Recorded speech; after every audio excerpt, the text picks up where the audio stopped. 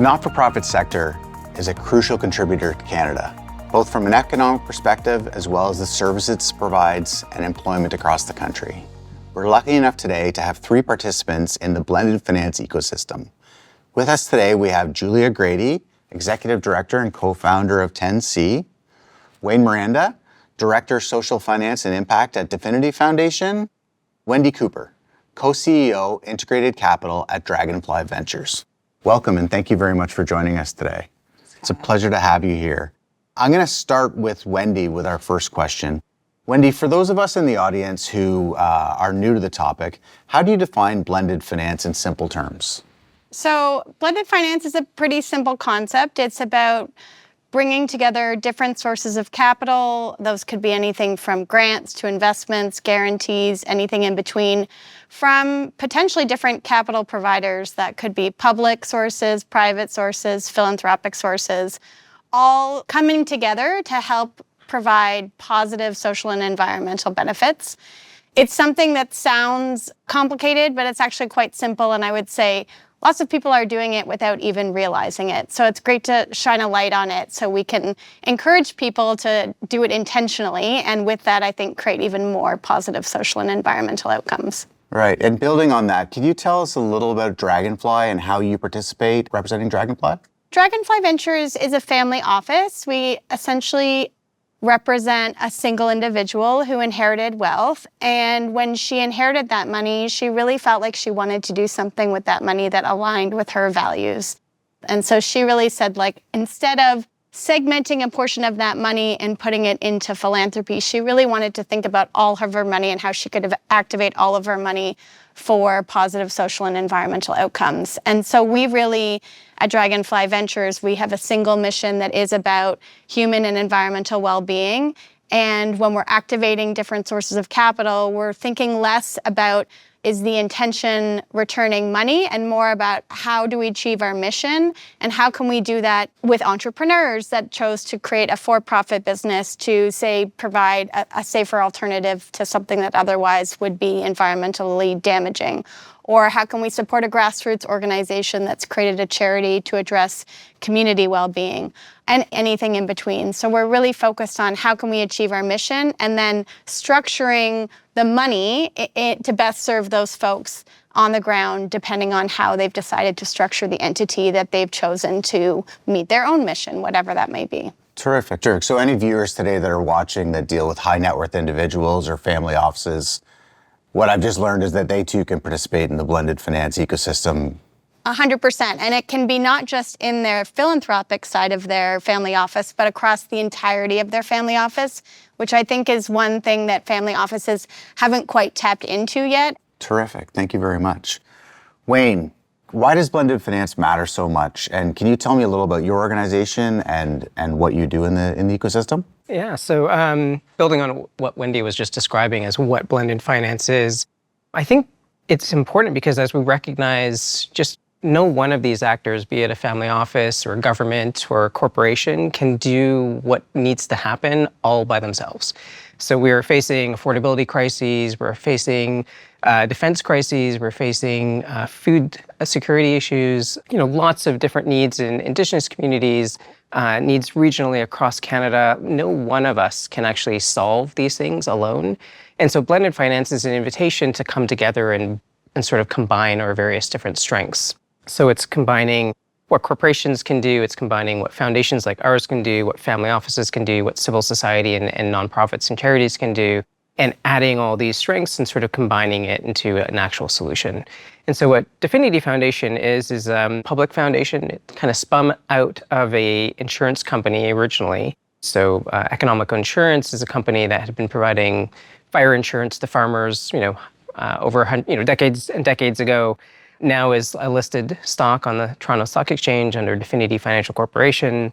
But what's unique about Definity Foundation is that we're actually quite independent. So we have a very live and strategic relationship with the corporation, but we're 2 separate entities, 2 separate boards, 2 separate mandates, and that has afforded the foundation quite a lot of flexibility.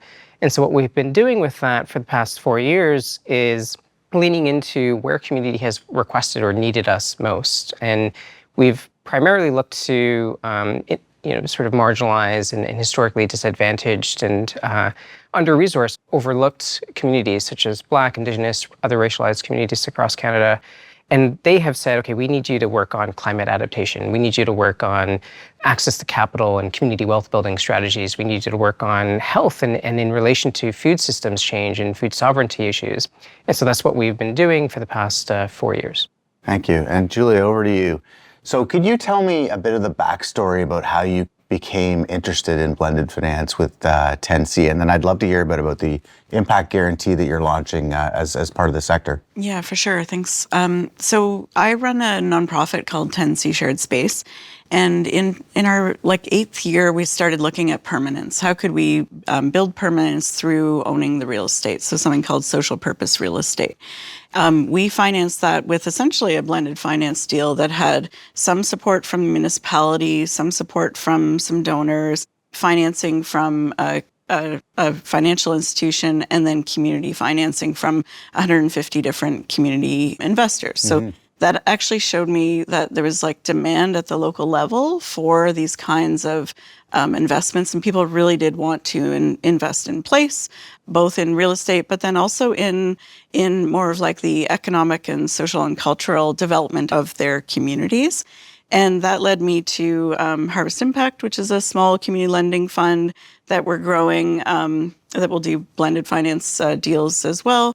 And then Impact Guarantee. So Impact Guarantee would work across the sector to support. It's basically a large-scale loan guarantee structure that is $50 to $100 million that can back some of the risk that these community financing intermediaries are taking on.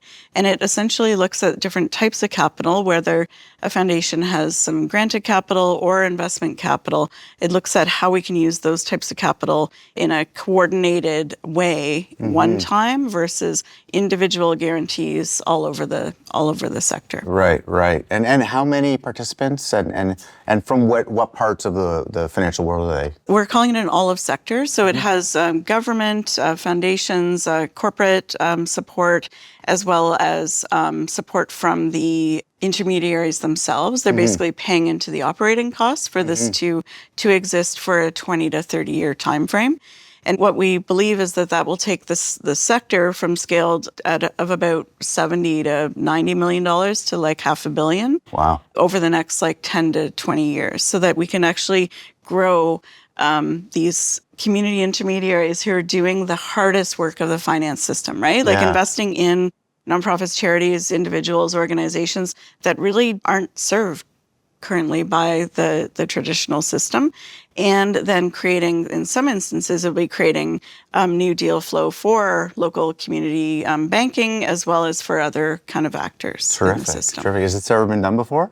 There's guarantee structures all over the place. There isn't a guarantee structure for the social finance sector. Right. And so what we saw was this will be one of the first communal kind of loan guarantee structures in Canada, but there's examples in the US and internationally of this actually working well to do what we want, which is grow the sector so that there's more available financing for projects and individuals that really need it and have a lot of value to add to community. Terrific. So we've got examples from Family Foundation, Corporate Foundation, and then an industry-wide solution to build capacity. And I think for people that are watching, maybe it'd be helpful if we went through and each one of you walked us through a typical blended finance deal. Maybe it doesn't have to be in names, but the type of things, who participates, how it works.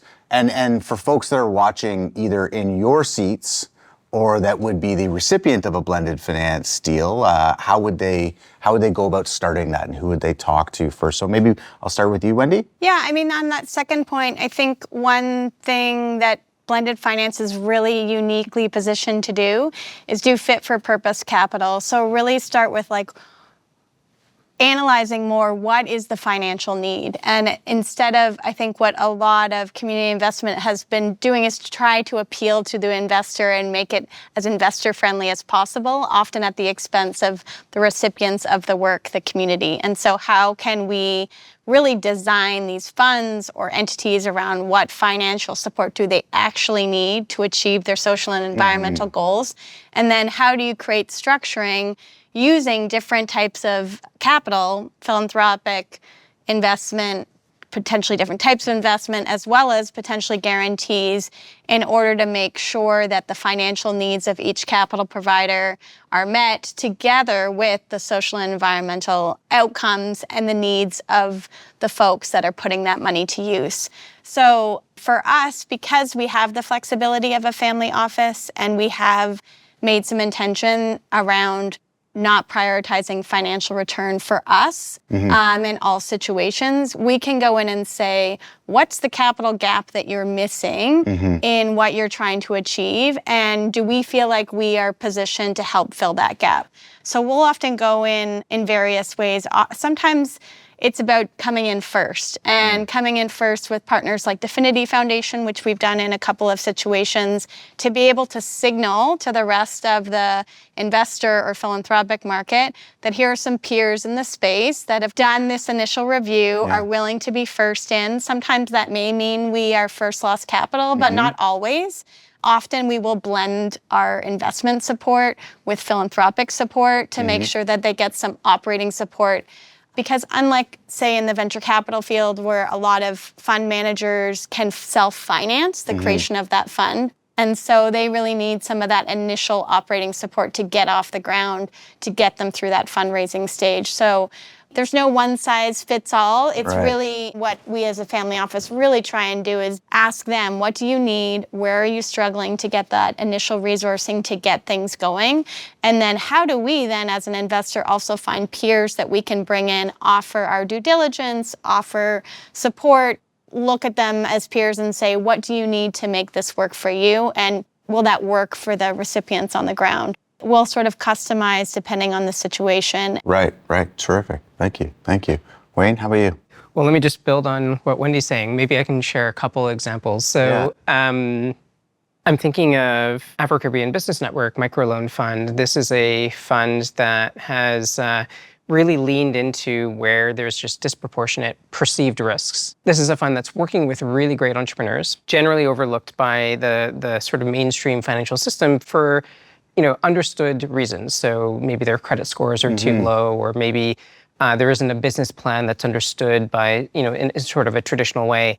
And so what Afro-Caribbean Business Network is trying to do is couple technical assistance with access to capital. So they're enabling entrepreneurs, solopreneurs, small businesses to go through a bit of a program around, well, what does it look like to do a marketing strategy? What does it mean to build out a business plan? What does it mean to think about your customers in a new way and sort of reach them in a different way? To think about the own operations for a business, to build out, not just a website, but build out your financial accounting systems, to build out your customer relationship management and so forth. So it's building the business. It's technical assistance to build up these enterprises. Right. And then that sort of surfaces, what are those real needs that Wendy's really talking about? What are those actual capital gaps? Can you solve that with just a different marketing strategy to earn revenue? Or can you solve that with maybe a working capital loan that you might need to bring in cash flow now to pay for something that you need, a piece of equipment or a vehicle or something of that nature to go around and service your clients? And then you can start to pay that off over time as you're earning that revenue. So this is just an example. And our role was, okay, let's have that conversation, Afro-Caribbean Business. Why is it that you can't quite access this traditional capital? What is it that we can do to de-risk it, make it more plausible that you can get there as you scale, as you grow, as you improve the economics of this model? And I think Wendy and I have been participating in this alongside other foundations and other philanthropic organizations. It is plausible in our heads that this could be quote unquote, like uploaded, if you will, to a major financial institution. If we can sort of crack the code, if you will, on what it means to interact and build relationships with these types of entrepreneurs to find out what it is that they actually need. Because they might not be able to articulate that without that type of support. But once they do, it's a completely investable opportunity. Right. Yeah. And a lot of what I've heard you talk about, all three of you today, has been bringing people together. And my experience since meeting the three of you 2 years ago at the Blended Finance Summit, as we've started to talk about it around here, we've had 2 transactions where it was just that There was 2 organizations that needed some lending. They weren't quite there to where we could get there. And there was in one case, a foundation, in another case, a corporation that were able to help get them across the line and get us across the line. So they were able to get what they needed. And we were able to make the loan, which is ultimately what we want to do. So it was bringing those people together. I don't think we would have learned just some of these things that we could do unless we had been a part of these conversations. Yeah. To that end, Julia, can you talk a bit about examples and how it's worked on your side? Yeah, for sure. So through Harvest Impact, we essentially have a community lending fund. So similar to ACBN, there are 20 to 40 different community lending funds across Canada that can all benefit from some structure that can support both the education for the funds and how they want to approach their work, as well as some of the loss mitigation. And so I'll talk about a specific example. We had an entrepreneur just walk in our front door looking to start a business that was going to use local products, and basically she was wanting to serve her direct networks and maybe get into some stores. So we had some granting funding at the time. So she went into this granting program that had some educational support. And then when she came to Harvest Impact, she was ready for her first loan. So we ended up being her first loan and helped with things like bookkeeping. That story is very common. These community financial institutions are doing the education work where entrepreneurs don't have to have all the answers at the beginning, because in many instances, they know the path and they're wanting to work with others to help fill in some of their gaps. And that's the role that many of us are playing. So we helped connect her with cash flow analysis, all of that kind of planning work. Now they're over $2 million. And what we were able to do is offer to do a $10,000 guarantee. And simply the offer to do the guarantee helped her get $300,000 of working capital financing from another institution. Wow. So there are ways that we can use all of these tools really effectively to help entrepreneurs move their work forward. Terrific. And that takes me into the next thought. I'll come back to you, Julia, on complexity. When I first heard of blended finance and had some early conversations, it seemed very complex to me. But as I've got to learn from all of you, you're using the same tools that we use here in the bank. Could you maybe talk about some of those tools that you use? Sometimes we found in our discussions that it's just been language differentials between the participants in the blended finance ecosystem and the financial system, and bringing them, because we're closer together than I think people think we are, and it's just having discussions like this across banks and organizations. Well, I think it's maybe we can all do this as a group. It is identifying what stakeholders have what tools, right? Because a bank might not always have the right tools. So then how does it interface with other organizations that are able to support with either some granting funds or other types of support? Yeah. So you would do granting funds or guarantees? We can do all of the above. Yeah. I mean, I think we are in a privileged position where we can do equity and debt market rate. We can do, below market rate equity and debt in all of its different forms. Right. We can do subordinated positions. We can do recoverable grants and grants, and we can do, and guarantees. So we can kind of do all of those types of tools. Maybe I'll just add to what Julia was talking about. It's the tools, but it's also the roles. So I'll just mention one that could be of interest. Subordination is one thing that we often talk about, and I think it does happen in mainstream finance. Yeah. Different actors, different potentially even departments within can subordinate to each other. And what that does is there's just different risk return profiles that provides a cushion. Exactly, that get realized in that relationship. And each one is trying to meet their own needs, but in coming together, you actually get to a bigger solution or a better solution. Right. And so subordination is one example of a different role that can be played in blended finance or structured finance. Right. In addition to all the different tools. Right. And do you use all the tools, Wendy? We do. We're really open. What is the purpose? What is the capital being used for? And if that feels very aligned with our mission, we will be as creative as we can or need to be in order to allow that end outcome to be achieved, depending on the situation and what the gap is, particularly if it's a gap that's going to unlock other capital that wouldn't come in otherwise. We're very open to that. So as Wayne said, it may be a subordination situation where we're willing to get our money back later, or it may be, a first loss capital situation where we're trying to sort of de-risk it for someone else who they consider it to be a really risky investment. And so they want to know that if there's a loss, someone else is going to cover that first before that may affect them.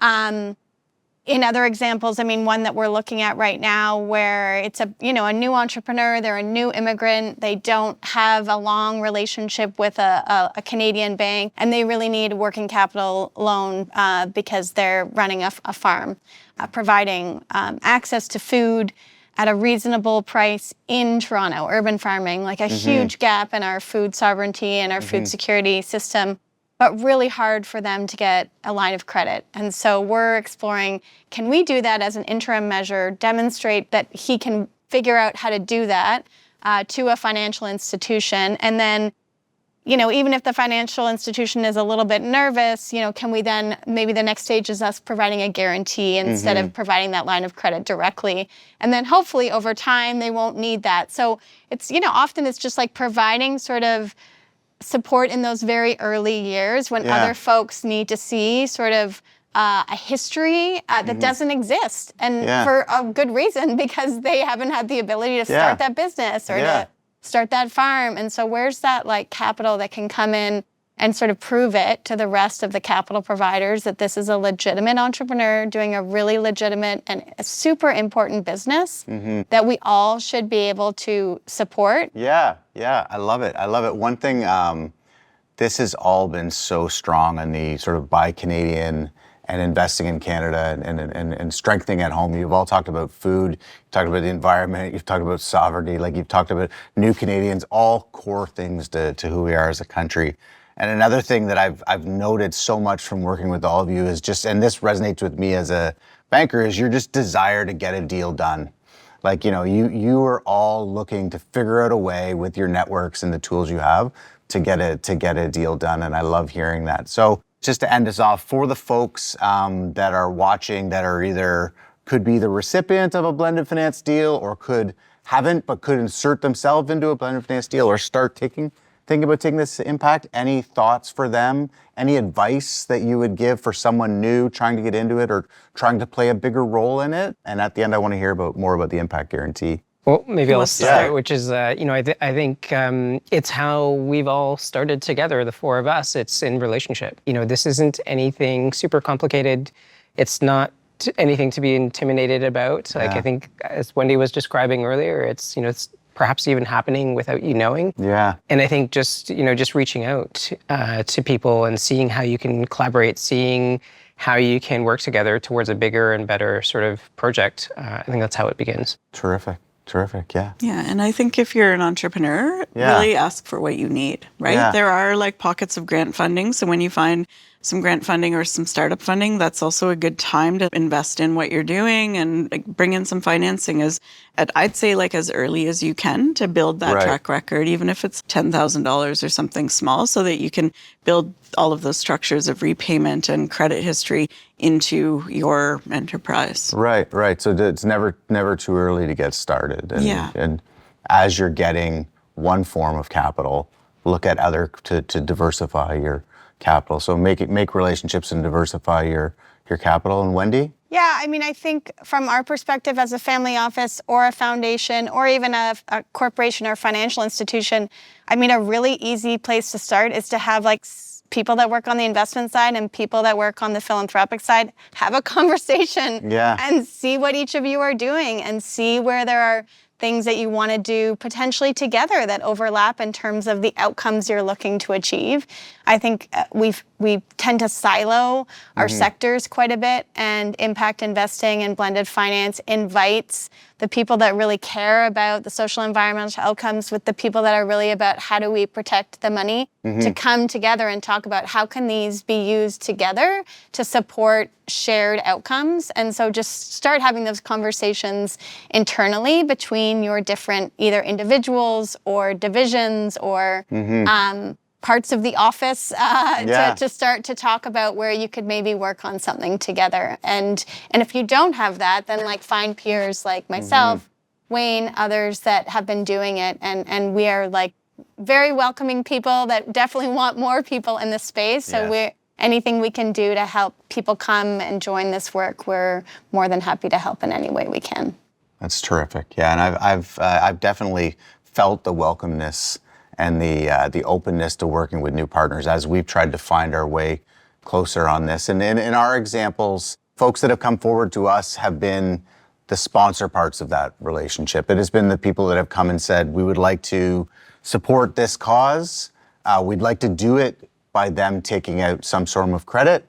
And how can we find a way to get them what they need in the end and bring you together? And in those cases, we were open-minded and we were able to work on it. So I think the more we talk about things like this and continue to convene and get together, I'm excited to see where it develops. And with that, on that front, what can we expect over the next year from the Impact Guarantee? We are launching our intake for the social finance intermediaries. And then at the same time, we're building our data rooms for like-minded investors. We're hoping to have our first kind of like guarantee structure in place by the end of the year so that we can go into 2027 with a set of 20 community finance intermediaries, as well as a set of like 10 to 20 different guarantors that are pooling their interest in the sector through Impact Guarantee. Terrific, terrific. Listen, thank you all very much for coming and joining us today. It's been a pleasure working with you, and it's also been a pleasure today, and I really applaud you. I can't wait to see what's going to happen next in the London finance market. Thank you very much. Thank you. Kyle. Thanks so much, Kyle.